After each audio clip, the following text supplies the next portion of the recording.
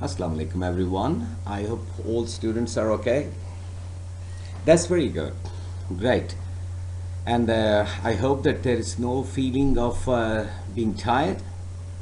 That's good. Well, now you can understand that we are in the middle of our semester and we have tried our level best to understand what is phonetics. At the same time, we try to touch phonology, of course, English phonology. Since this is the middle of our semester, that's why I think it's very important to understand what we have done so far. And that's why I felt it convenient to present before you all the important diagrams and at the same time the tables, which are very important to understand the consonant and vowel sounds of English. By this time, I also expect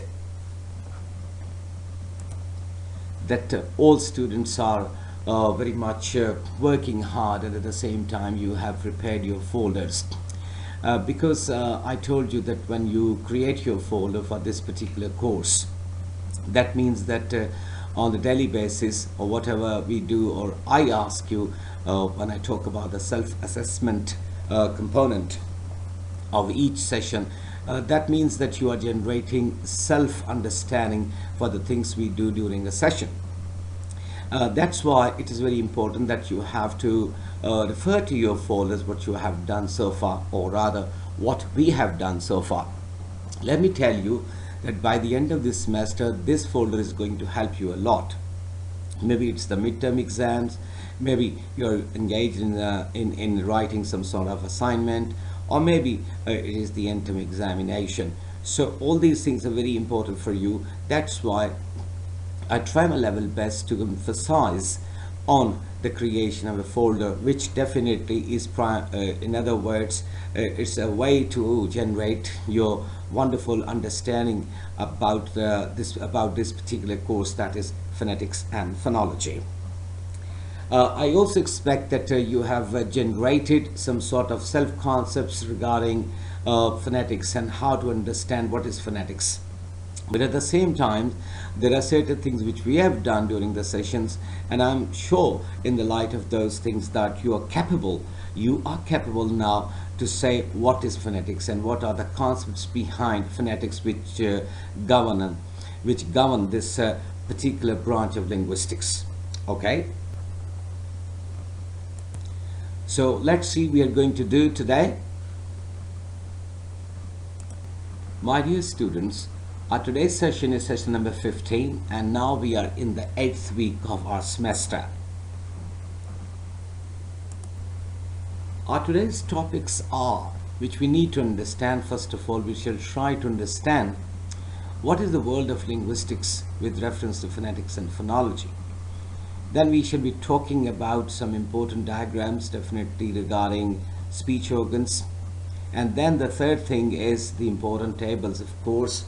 These are the tables which reflect all the consonants and vowels. And I think during the last 14 session, I think you have tried to develop your understanding regarding these tables and these diagrams. But I think it's quite convenient and pertinent to talk about all these diagrams and tables. But before we start anything, let's understand what is linguistics and what is the world of linguistics generally. The slide which is in front of you is very important in the sense that we have to understand what is linguistics. It matters very least that what kind of branch of linguistics you are studying nowadays. But first of all, what we need to understand is that what is linguistics. You can see, for example, at this time in front of you there are 8 branches of linguistics. Of course, there are other branches. But in the middle of this slide, you can see linguistics is the study of human language. That is the outcome of all the branches and all the world of English. All the world of English linguistics. It's very important to understand that all the branches are coordinating all the time. Okay? Now, what is the outcome of linguistics? In one line, we can say linguistics is the study of human language. Now, whatever the language is, we are not particularly talking about English or whatever the language is. Since we are engaged as students of English language and linguistics, that's why I'm talking about or I'm referring to English language. For the time being, we can say, all right, since the branches we are talking about are phonetics and phonology. At the same time, the other branches you people are studying nowadays, or maybe you have read, and I'm sure that in the coming semester you shall be talking about some of the other branches of linguistics. I hope you remember when we were trying to understand phonetics, we talked about certain other disciplines. For instance, physiology, physics, anthropology, archaeology, history, neurology, all these disciplines, and of course the branches of learning, they are supporting the branch of linguistics that is known as phonetics. That means we need to understand that what is the role of all these branches of learning when we are talking about phonetics. Of course, you remember we had a discussion on the role of physiology. For example, when we talk about the articulatory phonetics, I hope you can understand that how the speech organs inside us, they work together and they produce certain speech sounds. Before that, I think you were not conscious about the role of physiology, or maybe the role of anatomy, or maybe the role of physics, the way you people are now understanding or you have understood. Similarly, it's very important to understand that what linguistics talks about and what are the branches. In fact, you can say the main tree, that is linguistics, and then the branches are there. This time you can see 8 branches, for example. Okay, let's talk about phonetics first of all. We know what is phonetics now. You understand the concepts behind phonetics. And then if we talk like this, that linguistics is the study of human language, that means psycholinguistics is one of the branches. Psychology plus linguistics. Now the same way, for example, within phonetics what happens, there are certain other branches, of course, like physiology or physics or anatomy or anthropology. When they are coordinating, we are taking assistance from the other branches of learning to understand physics. Same is the case with psycholinguistics. So psychology is very much involved. For example, if you talk about innate learning, definitely that is the area that falls under the heading of psycholinguistics. Or for example, we talk about sociolinguistics. All right, there is the role of society and linguistics. I'm not talking about psycholinguistics or the details of these branches of linguistics. Simply, I want you to understand, all right, all these branches work together.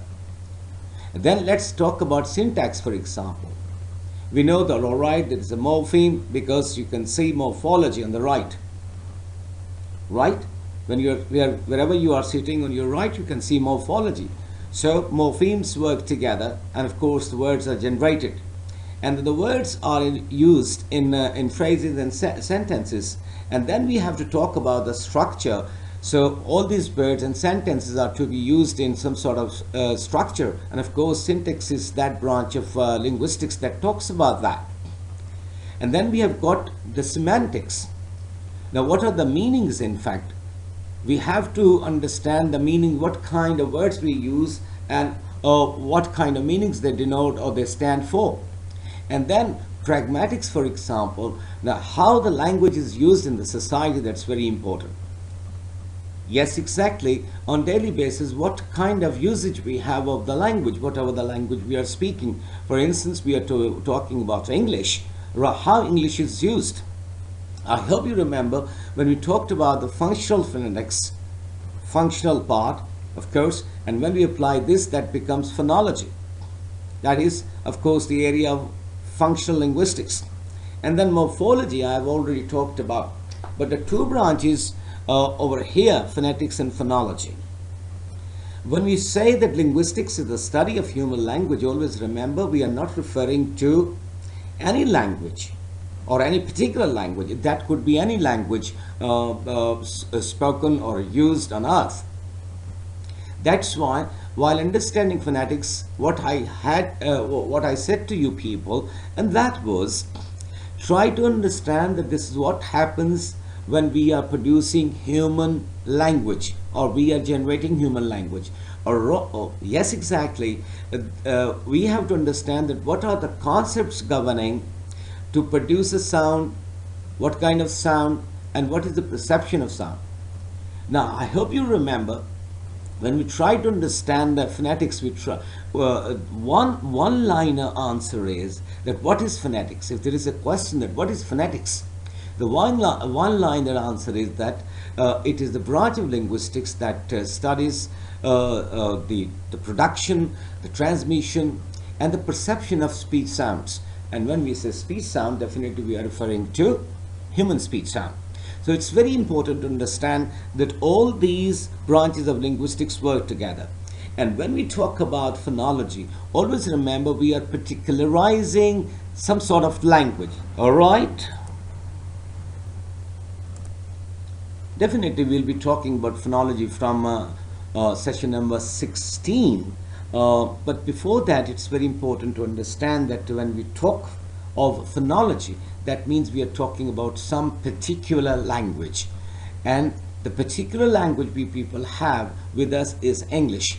But for your convenience, I've been trying to refer to English language with the remarks that since we are the students of English, that's why we are bound and compelled to talk about English and refer to certain examples which are to be taken from English language. Now, we have to separate. So far as the concepts are concerned, phonetics doesn't mean that it talks about one particular language. Not at all. It does talk about the language that is human language, whatsoever it is, right? It could be Urdu, it could be English, it could be Punjabi, whatever the language is. But when we just fall in the area of phonology, that means that we have to particularize a language, any language, right? And when we say particular language, all right, English is the language we have to study, all right? And from now on, when we'll be talking about phonology, definitely we shall be engaged in the suprasegmental phonology. That's very important to understand. Of course, from the next session, we shall be talking about that. What is that? What is suprasegmental phonology, all right? But for the time being, I thought it convenient to tell you that this is what the way is, that all the branches of linguistics, they work together. And phonetics and phonology are two branches of linguistics, right? We have tried our level best to understand what is phonetics, okay? Well, after having talked about linguistics and the branches of linguistics, we ended our discussion so far as this previous slide is concerned with phonology. All right, phonology is there. We have already talked about phonetics, right? During the last 14 sessions, we've been talking about different phonetic rules and the concepts behind this particular branch of linguistics. Now, phonology is with us. You can see it is one of the branches of linguistics. It is a branch of linguistics. But at the same time, what we need to do is that we have to understand the branches of phonology. The time has come that now we have to talk about, first of all, to understand further what is phonology. We must remember the way we talked about the branches of phonetics, and we try to understand phonetics in the light of three branches, and they are articulatory phonetics, acoustic phonetics, and auditory phonetics. At the same time, we also talked about the functional aspect of phonetics. Today we are with us, in front of us rather, branches of phonology. And we have got two branches. One is the phonetics, the other one is the phonemics. I repeat, we have phonetics and phonemics. So far as phonetics is concerned, my dear students, you must remember it is primarily based on production of speech sounds, and definitely that is the articulation. The word articulation is very important to understand. Time and again, I made a request that it is very important to understand the articulatory aspects of phonetics, because once we know, the major part is played by articulatory phonetics. Why? Because the speaker is supposed to be using the speech organs the way they should be used in the production of any speech sound. And then, of course, it is very much attached with acoustic phonetics, because, for example, if I'm using the sound fur, I should be knowing, and my listener should be knowing, that speaker is touching the upper teeth with the lower lip, all right, or the lower lip is approaching towards the upper teeth. That's very important. And then we can produce the sound f, right? So articulation is the main area so far as phonetics is concerned. Of course, that is production of speech sound.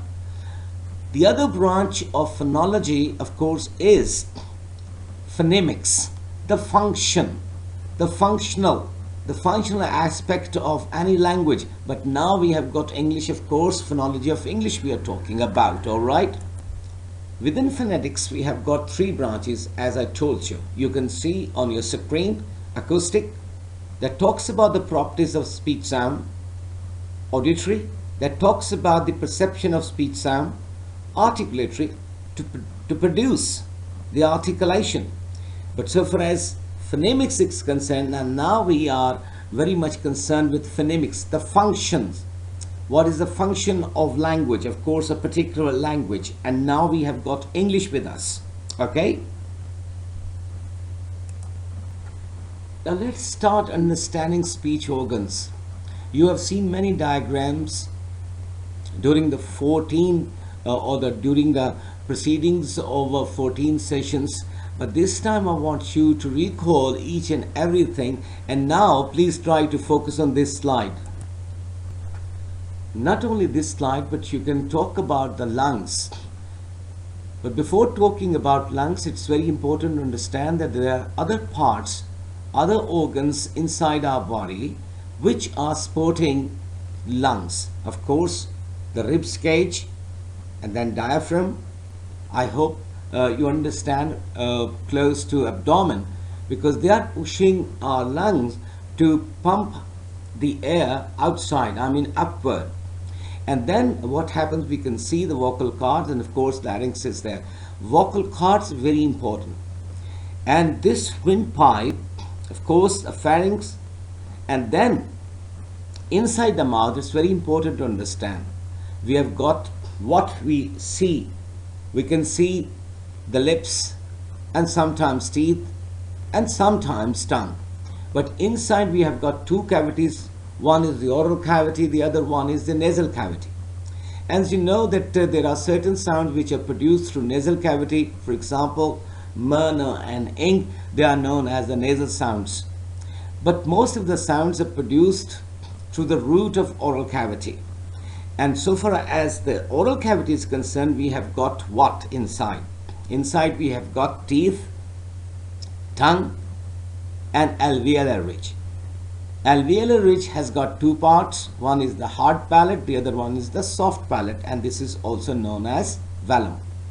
And then we have got uvula. As I told you that if you stand in front of the mirror and open your mouth, you can see one piece of flesh that is hanging inside the mouth. Okay? Now each and every human, speech organ is playing its role. Whether it's nasal cavity, whether it's alveolar ridge. But remember, we have two types of articulators.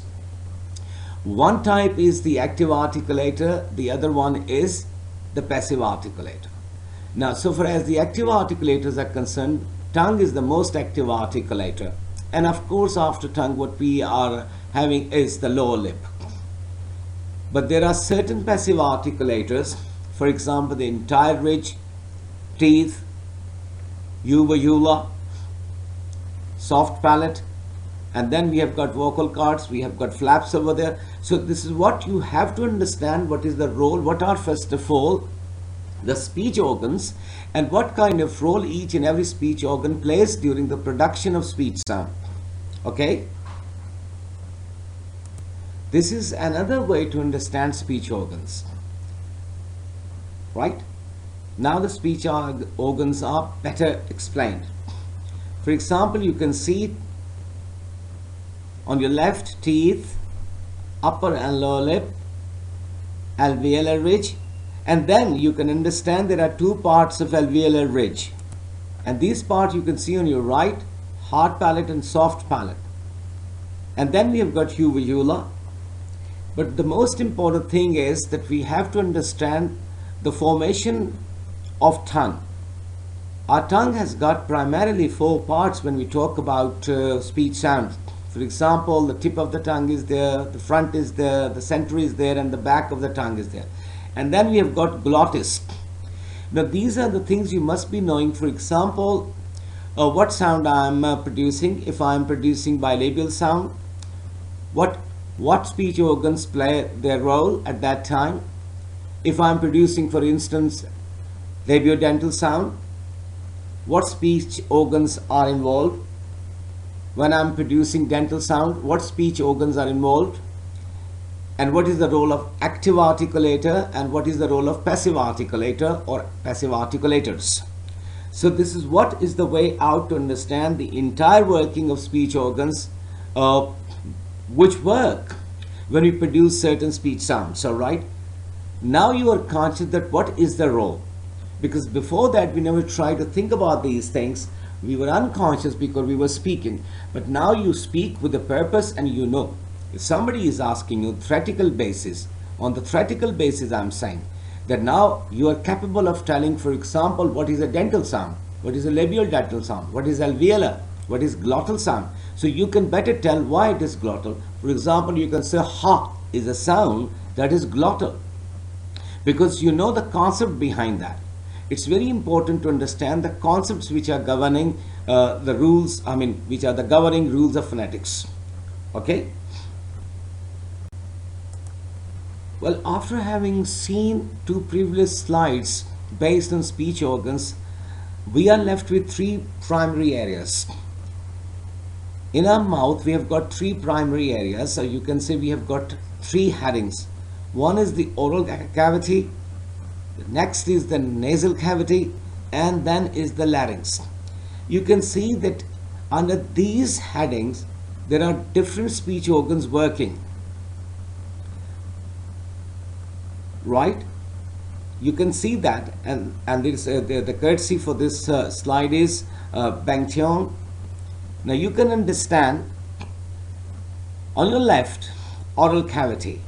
Now what are the areas, in fact, what are the speech organs working under the heading of oral cavity? And what are these? I repeat, we have three areas. One is the oral cavity, the second is the nasal cavity, the third one is larynx. Now let's see what are the speech organs working under this heading that is called oral cavity. The first one is the teeth, of course, upper and the lower teeth.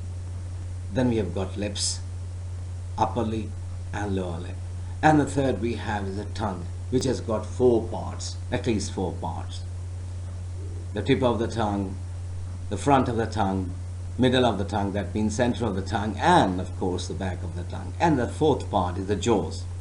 Two jaws are all the time working. This time I'm talking to you, and of course the oral cavity is very much active. And then we have got nasal cavity. The second heading is nasal cavity. Now it's very important that under nasal cavity, the alveolar ridge, in fact, that's very important. Okay, and we have got hard and soft palate, two parts of alveolar ridge. Then we have got pharynx and epiglottis. Then the third heading is larynx, right? All right, I cannot say the oral cavity is the important area, or I cannot say that nasal cavity is the important area and larynx is the most important. No, not at all. I am saying equally all these areas are very important, because inside them each and every speech organ is working wonderfully. So we can see under larynx we've got vocal cords, esophagus, definitely, that is the trachea and esophagus, the food pipe, and then we have got lungs. So you can understand, starting from lungs and till our lips or nostrils, the complete world is inside us. So it is very important to understand the importance of each and every part, whatever it is, the main areas, and then within main areas what are the speech organs work. Because without understanding the working of, as a student of phonetics, remember, whenever I say that it is very important, or these are the things very important, as a student of phonetics, that's very important for me, that's very important for you. All right, you must try, and this is the most important diagram, one of the most. You should be knowing what is oral cavity area, and you must be knowing what is nasal cavity area, and you must be knowing what is larynx area, and within these areas you should be knowing what are the speech organs work. Okay, now let's check this out. This is what our mouth is inside the oral cavity. Definitely what happens, this is the most important thing, most important part, most important articulators in, because the speaker is not the listener is not concerned with this, that how your different speech organs are working, but speaker is very much conscious about this, that how I am using each and every speech organ. Now you can see inside of your oral cavity now what's going on. You've got lips, you've got teeth, upper teeth, lower teeth, and then you can see uvula. Can you see it now? This is what time and again I requested you, that you have to stand in front of the mirror. Please open your mouth and try to see. There is uvula. There is a piece of flesh hanging. Each and every speech organ is working. Remember, this uvula is very important because it directs the air to go which way. And you can see the soft palate, you can see the hard palate, you can see the tongue, different parts of tongue, you can see molars, you can see everything. This is what is the entire world of our mouth inside. So for the production of speech sounds, remember, these are the parts which primarily, we come across. Why? Because as a speaker, when I'm talking to you, I know that what kind of sound I'm producing and how I'm producing, because I know the concepts behind phonetics. So same is the case with you people. When you try to understand your oral cavity world, you should be knowing how my lips are moving, how my tongue is moving. Okay? But for this time, I want you to, you have to go in front of the mirror, and I want you to open your mouth and try to see what is the world inside you have. Okay? Well, after having seen the inside of our mouth, I think it's important to understand the respiratory system. Since we are talking about the important diagrams and of course the tables, which I said in the beginning that we need to understand them because we are in the middle of our semester. So that's why it's very important to have a look what in fact is the respiratory system. Remember that there are two types of respiratory tracts. One is the upper, the other one is the lower one. Now in front of you, you can see two diagrams or two photos. On the right side, what you have to understand first of all, that what is upper respiratory tract. First of all, always remember that when we are talking, when we are speaking, as I am talking at this time, at the same time I am engaged in respiratory system, and at the same time I'm talking to you, at the same time I'm producing sounds. Definitely I understand that what is the mechanism of the production of speech sounds. So for your understanding's sake, it's very important that we must understand there are two tracts in fact so far as the respiratory system is concerned. One is known as the upper respiratory tract, which is on the right side where you are sitting, and the other one is the lower respiratory tract. So far as the upper respiratory tract is concerned, we have got three dimensions over here. One is the nasal cavity, the other one is pharynx, and the third one is larynx. And you can see in the diagram that the arrows are pointing towards the area where these speech organs or these areas are present. You can see nasal cavity on the top, of course, and the ending spot of nasal cavity is the nostril. And the second one is the pharynx, definitely after larynx. And I hope that you understand what is larynx. Of course, that is what we call the vocal folds, or here we find the vocal box, which plays a pivotal role in the production of speech sounds. The second one is the lower respiratory tract, which you can see. Of course, trachea is there. I'm sure that you know that is some sort of spiral type of pipe. Okay, and then there is a primary bronchi, and then we have got the lungs. Okay, so lungs in fact the major storehouse of the airstream, and definitely it pushes the air upwards, and which definitely by passing certain stages, of course primary bronchi and trachea, and of course it enters into the world of larynx. That is a place where we know that the sound is processed, in fact, and when air is sent to the nasal cavity or maybe the oral cavity, always remember at that spot different speech organs are playing their role. Now on your left you can see whatever is written over there. On the right side you can see on your left side, right, you can see what is the process when we produce speech sounds, that where it takes its origin and what are the speech organs. I mean, broadly I'm saying, so these are the places, these are the big instruments, in fact, inside our body, which are playing all the time wonderful roles. And then finally, when after passing the stage of larynx, what happens if the sound is to be produced through the oral cavity? All right, the airstream goes there. But if the sound is to be produced through the nasal cavity, of course the air is definitely going to that direction. Okay. Well, dear students, I hope you remember when we were trying to classify the consonant sounds, I presented before you some tables. Of course, this is one of them. And this is the most important table, for which I said, all right, you must remember as a reference table, because whenever it is asked, you must be remembering this table.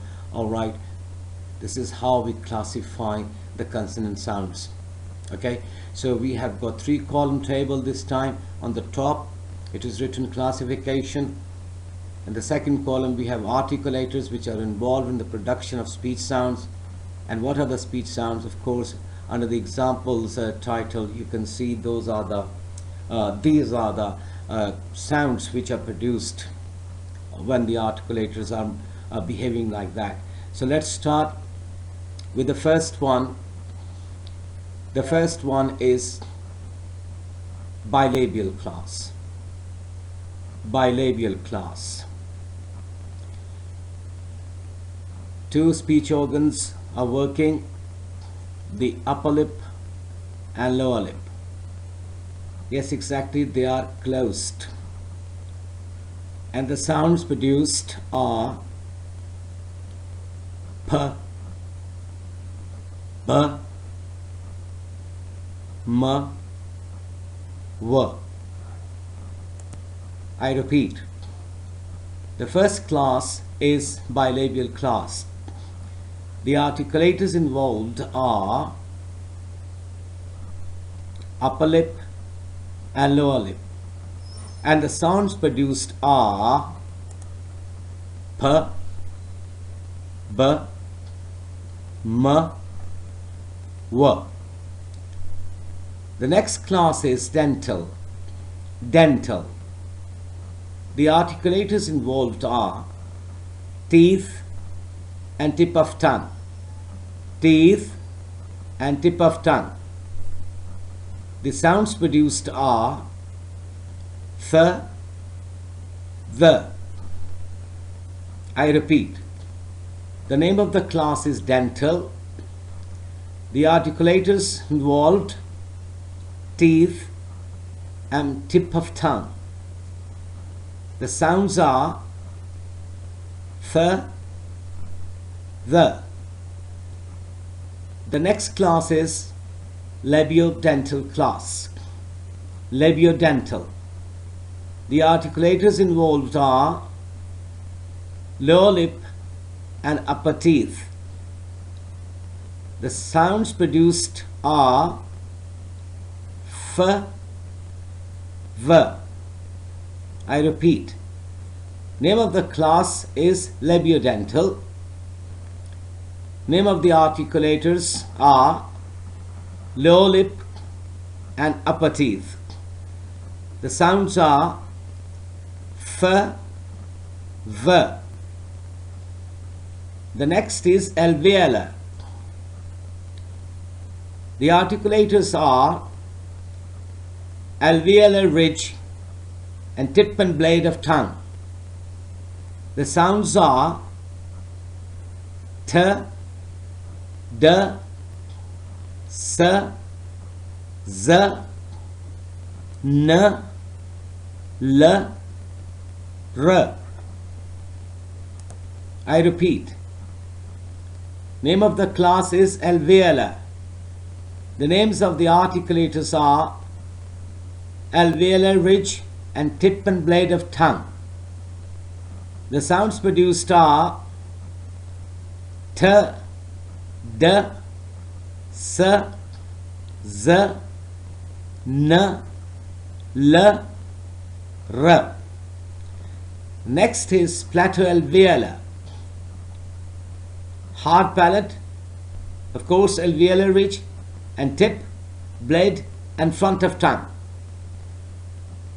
The sounds are ch, j, j, sh. I repeat. The name of the class is platealveolar, hard palate alveolar and tip and blade in front of tongue. And the sounds produced are ch, j, j, sh. Next is platal. The articulators involved are hard palate and front of tongue. And the sound is y. I repeat. Name of the class is platal. The names of the articulators are hard palate and front of tongue, and the sound produces y. Then is velar. Velar. Soft palate and back of tongue are the articulators. The sounds produced are k, g, ing. I repeat. The class is velar. Soft palate and back of tongue are the articulators. The sounds produced are k, g, ing. And the final is the glottal. Glottal. Articulators are glottis, of course, vocal cords. And the sound is h. Sound is h. I repeat. Name of the class is glottal. Vocal cords are used over here, and the sound produced is h. Now look at the next chart. I will not spare more time over here. Over there we were talking about the articulates involved. Here we are talking about the structure involved. Let's start. The name of the class is stop. Complete closure. The sounds are p, b, t, d, k and g. The next is affricate. Closure, then slow separation. The sounds are ch, j.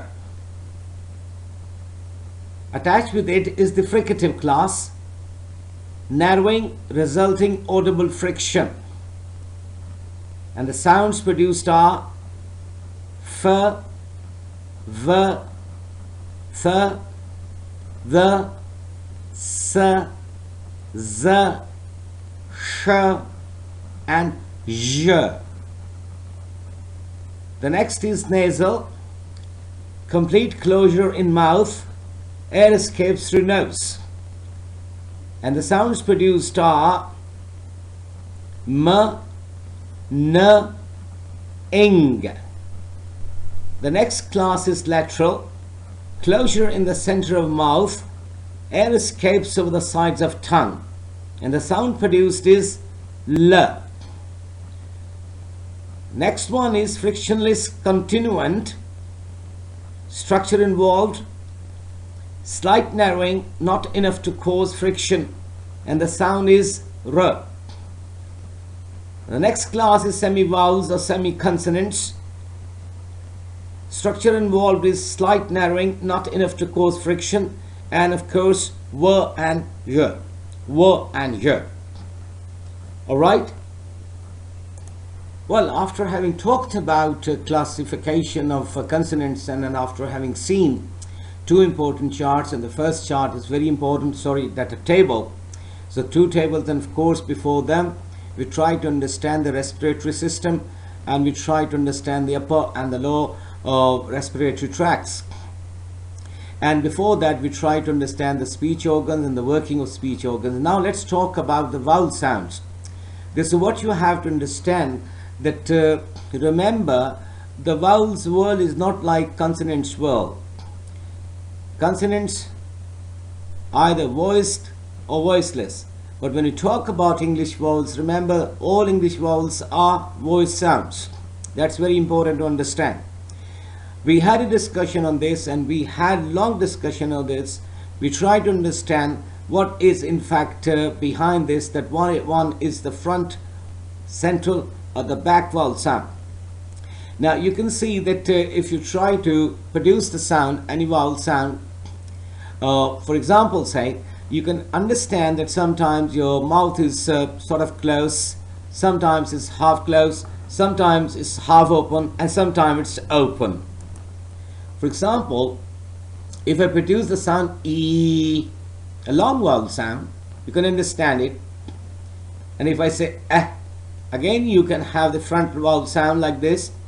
And if I say ah, so some vowel sounds are front vowel sounds, some are central, and some are back. Of course, inside the vocal folds, remember the voice box, it's very important to understand that we don't have to use the speech organs the way, for example, we are using the speech organ when we are producing consonant sounds.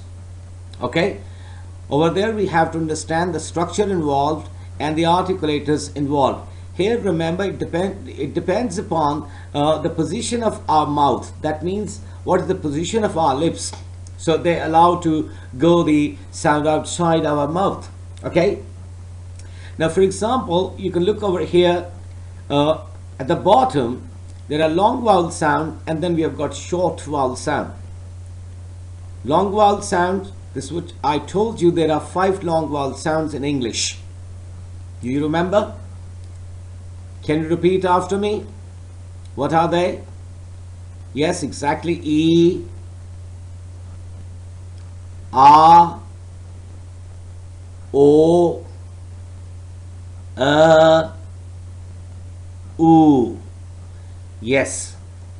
And you can understand by simply saying, all right, we have got some colons in front of them, so that is the symbol of a long vowel sound. So you should be knowing what is the front part of our mouth, or front position of our mouth when we produce a front vowel sound.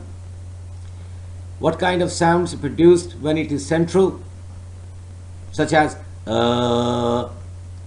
turn, burn, third, first, earn, learn, or mud. All right, blood. So what is the position of back? So this is the way that you have to determine which sound is a front vowel sound, which one is central, and which one is a back vowel sound. Okay, I'll elaborate the British chart afterwards. Okay, now this is the British vowels phonetic chart in front of you. You can see it now. On the top you can see front, central, and back. Some of the sounds, always remember, they are in between front and central. For example, if you produce a sound E, that is a front vowel sound. And again, if you just produce get, met, threat, many, but in between E and we have a sound that is I.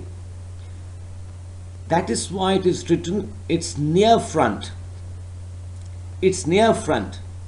For example, there is a sound I told you, and I had a discussion on this, that is known as schwa. Schwa. That is absolutely a central sound. Absolutely a central sound. About, against, teacher, father, mother, brother, sister. All right? Particular. So that is a central, absolutely central. But close to central, we have got another sound that is but that is also a central sound. All right? For example, when you talk about back, if the back sound is oo, in between oo and o, in between oo and o, what we have oo and ah, but they are known as back vowel sound. Always remember, they are near back. Now what happens if you see on the left side of your screen, I mean in front of your left side, you can see close. When I say close, near close, close mid, I'm talking about the mouth. And if I say mid, it's open mid and near open and then open. Sometimes our mouth is absolutely open, sometimes near open, sometimes open mid, and sometimes close, sometimes near close, and sometimes close mid. Always remember, what you need to do is that you should be knowing what is the front vowel sound, what is the central vowel sound, and what is the back vowel sound, or what are these: front, central, and back. Definitely, maybe at a later stage you can understand when you become a good speaker and you know what is English pronunciation, and you practice a lot English pronunciation. When you try to understand in the connected speech, then it's okay. At a later stage you can just grasp the near concept. All right, near front and near back. Is it clear? All right, very good. Well, dear students, before we talk about the self-assessment component of this session, I think it's very important to talk about what we have done so far, because we are in the middle of the semester. It's very important, so far as my personal point of view is concerned, that by and by we should try to recall the things which we do in a particular session or the sessions we have had before this. Always remember, I told you, you have to recall, or you have to start recalling what I said in the beginning when I started talking about, in the first session, I started talking about phonetics and phonology.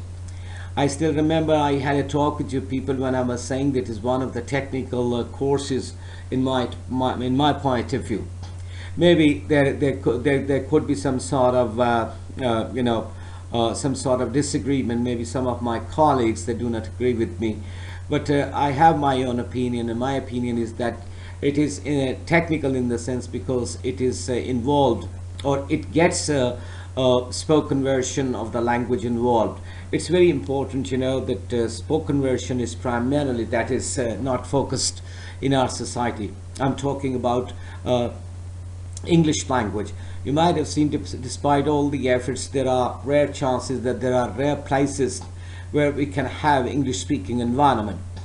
It's very easy to announce that, all right, the system is in English, but remember, unless until we try to generate some sort of English speaking environment, the things become difficult so far as the learning of phonetics and phonology is concerned.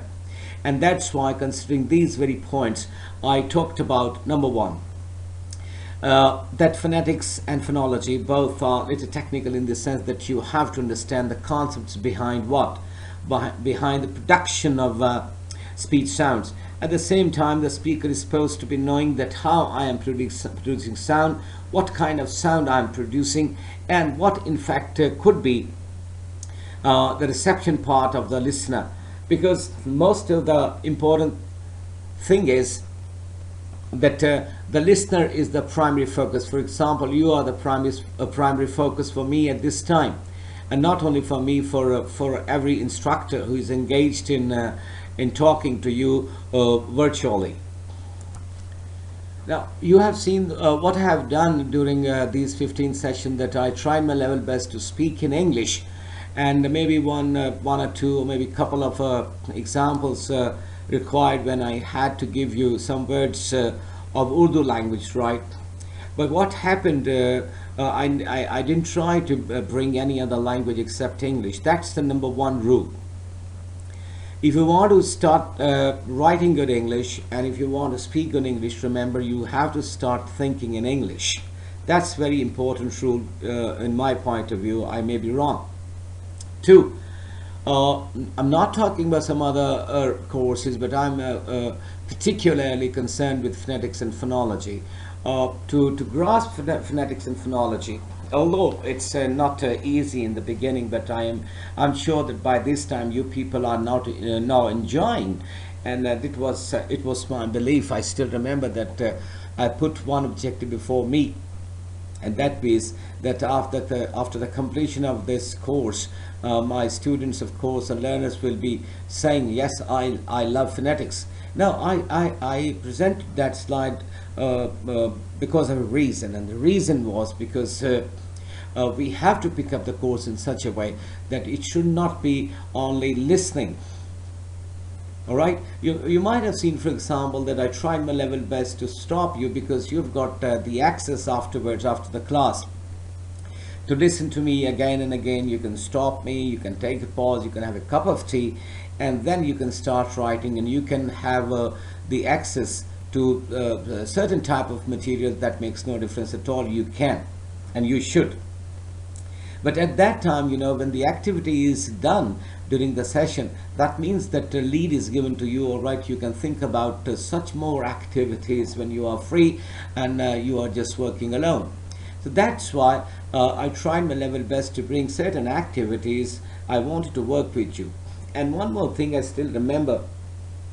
I told you, and to be very honest and fair, I tell you again that I always take I always consider that my students are sitting in front of me, because without this visualization, or without this concept, I think the things become, or maybe the things could have become harder for me to talk about phonetics and phonology. So I always think that, all right, you people are sitting in front of me and you are engaged. This is my humble request. When you are listening to the demonstration, particularly I'm talking about my own demonstration, this phonetics and phonology, think that I am sitting in front of you, or I'm standing in front of you, rather standing in front of you, I'm moving around, I'm talking to you, I'm trying to get you people engaged, and I'm getting you involved in some sort of activities. This is very good concept. I don't know that what could be the possible fruits of this kind of concept, but I have the concept. As I told you, that I am little optimistic man, and not little, but I am optimistic man, and I trust your talent. That's why time and again I feel that you are self-motivated students. I know you have got the talent inside you. I know you can use it, and especially always remember, when there are hard times around you, the best of the best talent is produced. This is my belief. During the hard times, the best of the best talent is filtered. So since you people have got talents, you know how to speak English, you know how to write English, and good English, but this is the time that you have to prove it. Remember, from session number 16, we shall be jumping into the world of suprasegmental phonology, and over there, the concepts we have tried to learn, we have to apply those concepts to our learning. The things will be a little difficult, little different, but they are really something to enjoy. This is what I've been enjoying. I honestly tell you that I enjoy a lot when I talk to you, and I always feel that you people are in front of me, and I try to follow the natural speech, because I personally don't like the slide reading. I am more concerned with the conceptual understanding, because once you understand the concept, then it is possible that you can practice that concept concretely. And what is the requirement? The requirement is that concretization. You have to try to prove that, all right, I'm a smart graduate of this university. So the university is taking pain, and it is trying it's hard. At the same time, your instructors are really they're getting pain, and they're taking pain to record sessions in these difficult times. So I feel that you will cooperate, and I'm sure that you are such nice students that you are inclined to cooperate with the instructors. And since I'm talking about myself, I will definitely enjoy your cooperation. And now let's come back to our self-assessment component. Well, today I tried my level best to present before you the important diagrams which you need to understand, and I hope that by this time that everything is stored in your mind. And at the same time, I tried to present before you some tables containing some consonants, of course, all consonants, and of course some charts containing vowel sounds. If anything else is there, you can refer to this demonstration, you can refer to the previous demonstration, no issue. But the objective is that you should be knowing the things, you should be understanding the concepts. That's why I want you to draw all important diagrams by reflecting speech organs, number one. Number two, I want you to draw all important tables to manifest your understanding of English consonants and vowels. This is what two areas you have to talk about today. And then this is what my request is, that you have to put everything in your folder. That's very important. Session number, and then the topics, and then day, a date, whatever it is, and then save over there. But remember, saving is not the only thing you have to do. You have to read again and again, and when you read, when you complete reading, please go for writing. Okay, so I with this hope that we shall enjoy more and more, inshallah, in the coming days when we shall pick suprasegmental phonology. Till then, thank you very much from my side. Goodbye and good luck. Stay blessed.